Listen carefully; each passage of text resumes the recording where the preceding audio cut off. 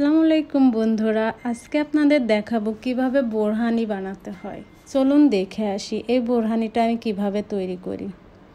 ফার্স্টে আমি পুদিনা পাতা, ধনিয়া পাতা, কাঁচামরিচ ও হলুদ সরিষা নিয়েছি।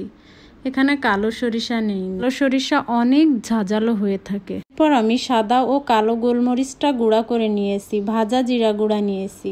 1 কাপ টক দই দিয়ে আজকে আমি বোরহানিটি বানাবো। বোরহানিটি বানানোর জন্য টক দইটা ভালো করে ফেটিয়ে নিয়েছি। দেখুন কিছুক্ষণ এভাবে ফেটানো হয়ে এরপর পুদিনা পাতার পেস্টটা ভালো করে ছেঁকে নিব, টক দইয়ের সাথে দিয়ে দিব। তারপর টক দইয়ের সাথে ভালো করে মিক্সড করে নিব। সাদা ও কালো গোলমরিচের ভেজে রাখা জিরা গুঁড়াও দিয়ে দিব। পরিমাণ মতো বিট লবণ দিয়ে দিব। উপকরণ কিছুক্ষণ একসাথে এভাবে মিক্সড করব।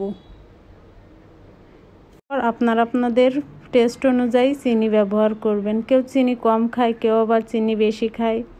আমি ঠান্ডা পানি নিয়ে নিয়েছি, পানি কম মেশাবো। বোরহানি ঘন হলে খেতে অনেক ভালো লাগে। সত্যি কথা বলতে আপনাদের ভাইয়া এই বোরহানিটি খেয়েও বলছে, তুমি এত সুন্দর বোরহানি বানাইতে পারো, তাহলে রেস্টুরেন্টে যাওয়ার কি দরকার, বাসায় বানালেই তো হয়। এই রেসিপিটি ভালো লাগলে কমেন্ট করতে ভুলবেন না।